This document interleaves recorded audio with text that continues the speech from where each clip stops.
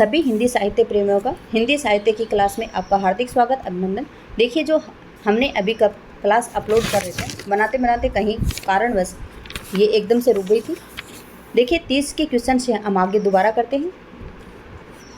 छायावाद केवल व्यक्ति के प्रेम, सौंदर्य और यौवन की कविता है, इसलिए उसमें सामाजिक नैतिकता की उपेक्षा मिलती है। तो देखिए, इसमें जो ए और आर गलत, दोनों ही कथन गलत हैं, क्योंकि जो छायावादी युग है उसमें क्या है, उसमें है सिर्फ शुद्ध लौकिक प्रेम और सौंदर्य का काव्य है ये। तो आपका आंसर होगा यहाँ पे डी। अगला क्वेश्चन है, रहस्य भावना के लिए द्वैत की स्थिति भी आवश्यक है और अद्वैत का आभास भी। तो देखिए, ये कथन आपका सही है, क्योंकि रहस्य भावना के लिए द्वैत की स्थिति भी होनी चाहिए और अद्वैत का आभास भी होना चाहिए। तो आपका ए ऑप्शन बिल्कुल ठीक है, क्योंकि एक ही अभाव में विरह की अनुभूति असंभव हो जाती है, दूसरे के बिना मिलन की इच्छा आधार खो जाता है। तो आपका ए और आर दोनों ही सही है। तो आपका सी ऑप्शन बिल्कुल सही है। प्रसाद के अनुसार काव्य मन और आत्मा की संकल्पनात्मक अनुभूति है, जिसका संबंध विश्लेषण, विकल्प या विज्ञान से नहीं है। तो देखिए, जो आपका ए ऑप्शन है ये बिल्कुल ठीक है, क्योंकि प्रसाद के अनुसार काव्य मन और आत्मा की संकल्पनात्मक अनुभूति है, जिसका संबंध विश्लेषण और विकल्प या विज्ञान से नहीं है। क्योंकि काव्य आत्मा की मनन शक्ति की वह साधारण अवस्था है जो श्रेय सत्य को उसके मूल चारुत्व में सहसा ग्रहण कर युगों की समष्टि अनुभूतियों में अंतर्निहित शाश्वत चेतना का काव्य में सृजन करती है। इसलिए छायावादी काव्य की मूल चेतना रहस्यवादी है और ये कथन आपका गलत है। तो आपका ए सही है और आर गलत है। अगला क्वेश्चन है, निम्नलिखित पंक्तियों को किस कवि की हैं? जो निम्नलिखित पंक्तियां हैं ये किस कवि की हैं?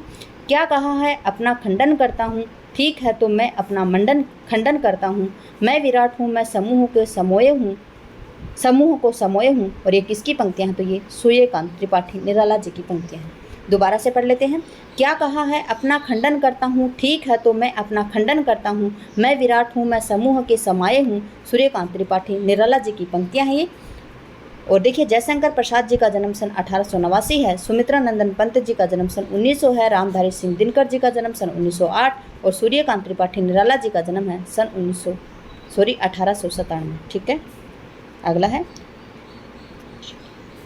सुधी मेरे आगम की जग में सुख की सिरहन हो अंत खिली। उपरोक्त पंक्तियाँ किस कवि की हैं? तो ये हैं महादेवी वर्मा की। किसकी है? महादेवी वर्मा की। सुख मेरे आगम की जग में सुख की सिहरन हो अंत खिली। उपरोक्त पंक्तियाँ किस कवि की हैं? तो ये है महादेवी वर्मा की। मिथिल शरण गुप्त जी का जन्म सन 1886 है, महादेवी वर्मा और हरिवंश राय बच्चन जी का जन्म सन 1907 है, जयशंकर प्रसाद, माखनलाल चतुर्वेदी, रामनरेश त्रिपाठी इनका जन्म 1889 है और सुभद्रा कुमारी चौहान जी का जन्म सन 1904 है। सुभद्रा कुमारी चौहान वही हैं जिन्होंने झांसी की रानी नामक कविता लिखी थी। अगला है, जयशंकर प्रसाद के काव्य ग्रंथों के प्रकाशन के अनुसार आपको बताना है। ठीक है, जयशंकर प्रसाद के जो काव्य ग्रंथ हैं इनका प्रकाशन आपको सही अनुक्रम लगाना है। देखिए, इनकी आंसू है जो 25 का है, झरना है जो 18 का है, प्रेम पथिक 13 का है। ठीक है, कब का है? 1913। और जो लहर है वो सन 1933 है। तो सबसे पहले इनकी रचना आएगी प्रेम पथिक। तो प्रेम पथिक यहाँ पे है, फिर प्रेम पथिक 13, 18 झरना और आंसू 25 और लहर 33। तो देखिए, आपका जो बी ऑप्शन है ये बिल्कुल ठीक है। देखिए, क्योंकि प्रेम पथिक सन 1913 है, झरना 1918 है, आंसू 1925 और जो लहर है ये सन 1933 है। ठीक है। अगला क्वेश्चन है, निम्नलिखित काव्य ग्रंथों के प्रकाशन सही अनुक्रम आपको लगाना है। ठीक है, तो युगांत सन 1936 है, स्वर्णधूलि सन 1947 है, सत्यकाम सन 1975 है और लोकायतन सन 1964।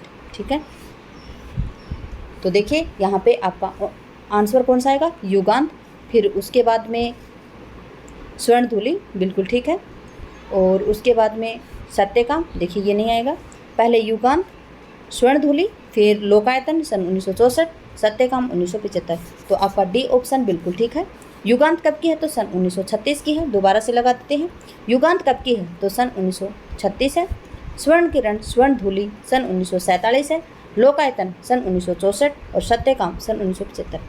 लोकायतन याद रखेंगे सूर्यकांत त्रिपाठी निराला जी की, सुमित्रा नंदन पंत जी की रचना है। और लोकायतन के लिए इन्हें सन 1964 में क्या मिला था? सोवियत लैंड पुरस्कार मिला था। ठीक है, देखिए मैं आपको दोबारा से बता देती हूँ। जो आपके सुमित्रा नंदन पंत जी हैं, इनके 3 जो पुरस्कार है वो आप याद रखेंगे। जो इनकी लोकायतन है, इनके लिए इन्हें सोवियत लैंड पुरस्कार मिला था। कौन सा पुरस्कार? सोवियत लैंड पुरस्कार। जो इनकी चिदम्बरा है, क्या है? चिदम्बरा, सन 1958-59 की है ये, और 68 में इसको ज्ञानपीठ पुरस्कार मिला था। चिदम्बरा को क्या मिला था? ज्ञानपीठ पुरस्कार। और एक इनकी रचना है 1958 की, कौन सी? चांद का, सॉरी भूल गई मैं, दिमाग से स्किप हो गया मेरे। इसके लिए इन्हें सन 1960 में क्या मिला था? साहित्य अकादमी पुरस्कार, साहित्य अकादमी पुरस्कार मिला था। कला और बूढ़ा चांद, ठीक है, याद आ गया। कला और बूढ़ा चांद के लिए इन्हें सन 1960 में साहित्य अकादमी पुरस्कार मिला था। तीनों रचनाएं और आपका जो इनका पुरस्कार है ये याद रखेंगे आप। अगला है, देखिए, वेश्यो सुनो, व्यापार सारा मिट चुका है, देश के सब धनी विदेशी हर रहे हैं, पार है क्या क्लेश का। तो ये पंक्तियाँ किसकी हैं? तो ये हैं मैथिली शरण गुप्त जी की। क्या है? वेश्यो सुनो, व्यापार सारा मिट चुका है, देश का सब धन विदेशी हर रहे हैं, पार है क्या क्लेश का, क्या क्लेश का। तो ये पंक्तियाँ हैं मैथिली शरण गुप्त जी की। अगला है, तुम भूल गए पुरुषोत्व मोह में, कुछ सत्ता है नारी की, समर सत्ता है संबंध बनी अधिकारी, अधिकार और अधिकारी की। तो ये पंक्तियाँ किसकी हैं? तो ये हैं जयशंकर प्रसाद जी की, ठीक है। फिर आगे है, प्रथम रश्मि का आना रंगणी, तूने कैसे पहचाना, कहाँ कहाँ हे बाल विहंगनी, पाया तूने यह गाना। ये प्रथम रश्मि से लिया गया है और प्रथम रश्मि रचना है किसकी? पंत जी की, जो आपके यूजीसी नेट में लगी हुई। अगला है, क्या अमरों का लोक मिलेगा, तेरी करुणा का उपहार, रहने दो हे देव, अरे यह मेरा मिटने का अधिकार। ये किसकी पंक्तियाँ हैं? ये हैं महादेवी वर्मा जी की, ठीक है। किसकी है? महादेवी वर्मा जी की। तो आपका ऑप्शन होगा यहाँ पे ठीक 5, 1, 2 और 3। देखिए 5, 1, 2 और 3 आपकी किस ऑप्शन में? डी में। अगला क्वेश्चन है, एकांत संगीत किसकी रचना है? अभी आई थी थोड़ी देर पहले। एकांत संगीत सन 1939 में, क्रम अनुक्रम से लगाओ। जून 2015 में पूछा गया। एकांत संगीत हरिवंश राय बच्चन जी का, ठीक है। तो देखिए हरिवंश राय बच्चन जी का है एकांत संगीत सन 1939 का, ठीक है। अगला है, बीती विभावरी जागरी, अंबर पनघट में डूबो रही, ताराघट उषा नागरी। पंक्तियाँ जयशंकर प्रसाद के काव्य संग्रह से ली गई हैं। तो ये हैं लहर से। लहर आपके यूजीसी नेट में लगा हुआ है, आप याद रखेंगे। बीती विभावरी जागरी, अंबर पनघट में डूबो रही, ताराघट उषा नागरी। ये लहर सन 1933 से लिया गया। प्रेम पथिक और कानून कुसुम इनकी सन 1913 की हैं और झरना इनका सन 1918 की रचना, ठीक है। अगला क्वेश्चन है, देखिए, प्रसाद की काव्य कृतियों का सही अनुक्रम आपको लगाना है। सभी रचनाएं किसकी? प्रसाद जी की। लहर है सन 1933, आंसू है 1925, उर्वशी है 1909 और झरना है 1918। तो सबसे पहले आएगी उर्वशी, झरना, आंसू और लहर। आपका सी ऑप्शन बिल्कुल ठीक है। अगला क्वेश्चन है, देखिए,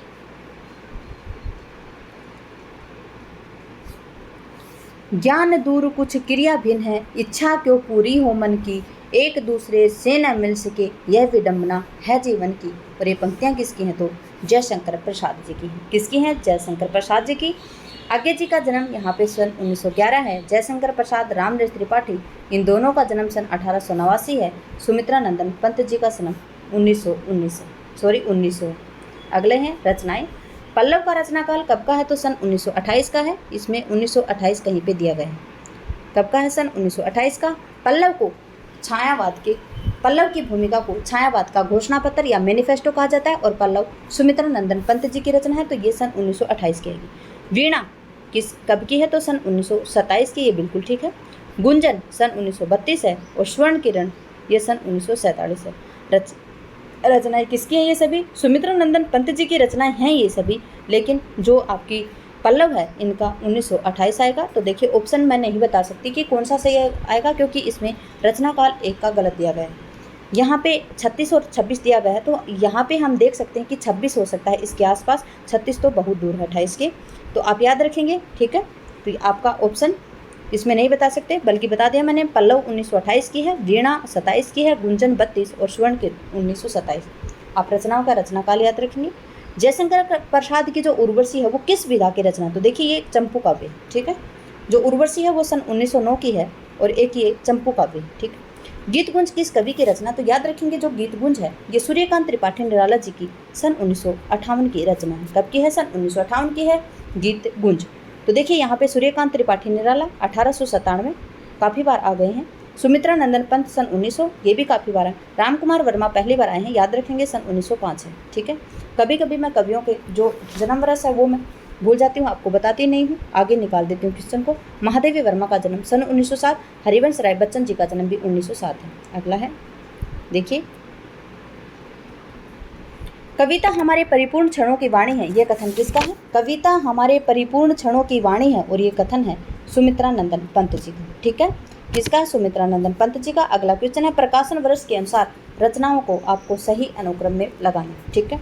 तो देखिए जो प्रकाशन वर्ष के अनुसार रचनाओं का सही अनुक्रम किस प्रकार से है, तो निशा निमंत्रण है सन 1938 की, मधु कलश है सन 1937, मधुशाला है 1935 और मधुबाला है सन 1936।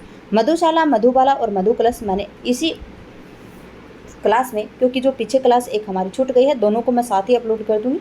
तो देखिए जो ये हैं, ये हरिवंश राय बच्चन जी के जो हालावाद के प्रवर्तक रहे हैं, हरिवंश राय बच्चन जी, उस हालावाद के महत्वपूर्ण ग्रंथ है, ये धर्म ग्रंथ माने जाते हैं मधुशाला, मधुबाला और मधु कलश।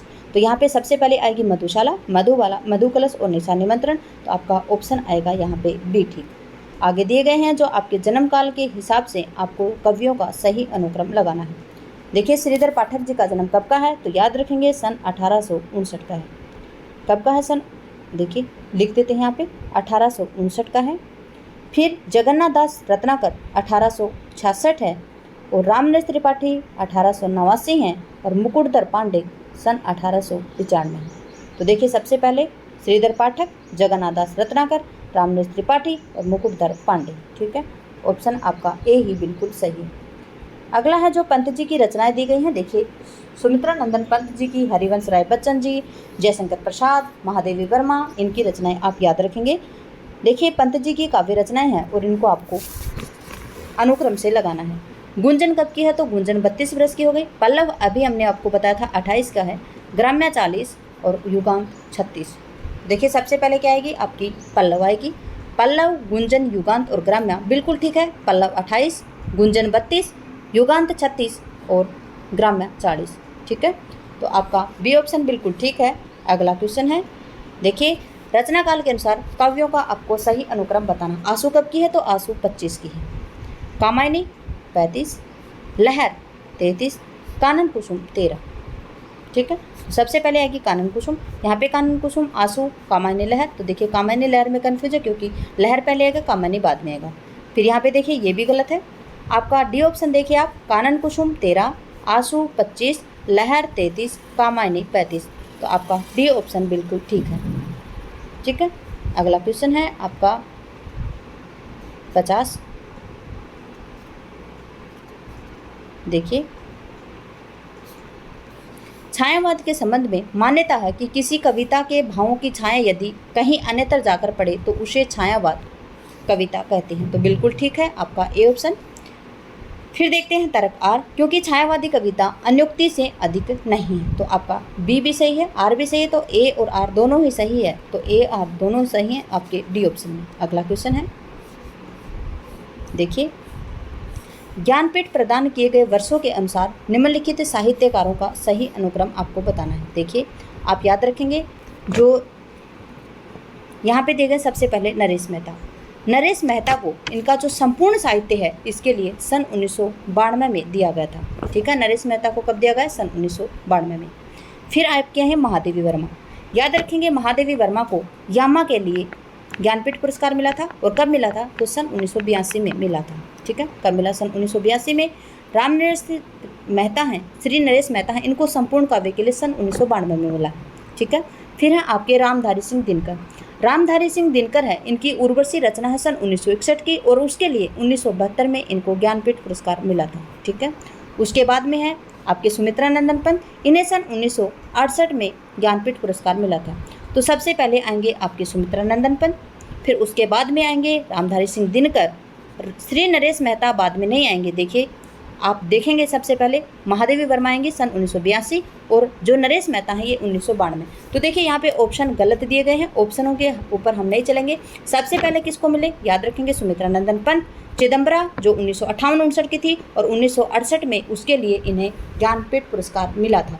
रामधारी सिंह दिनकर जी, इनको सन 1961 की रचना थी इनकी उर्वशी और उसके लिए सन 1972 में इनको पुरस्कार मिला था। दोबारा से बताते हैं, सुमित्रा नंदन पंत 1958-59 की रचना थी इनकी चिदम्बरा, उसके लिए सन 1968 में इनको पुरस्कार मिला था। रामधारी सिंह दिनकर, इनकी रचना थी उर्वशी जो सन 1961 की थी, उसके लिए सन 1972 में ज्ञानपीठ पुरस्कार मिला था। यहाँ पे महादेवी वर्मा, और महादेवी वर्मा की रचना थी यामा और काव्य संग्रह था इनका यामा और उसके लिए सन 1982 में ज्ञानपीठ पुरस्कार मिला था। और अगले आपके आए हैं नरेश मेहता, और नरेश मेहता को सन 1992 में इनका जो संपूर्ण काव्य है उसके लिए मिला था ज्ञानपीठ पुरस्कार। तो देखिए इसमें जो ऑप्शन दिए गए हैं आपके गलत दिए गए हैं, आप इस प्रकार से याद रखेंगे जो मैंने आपको बताया, ठीक है। क्लास में बने रहने के लिए स्टूडेंट्स आपका धन्यवाद। आपका दिन शुभ रहे। जय हिंद, जय भारत, जय जवान, जय किसान। धन्यवाद।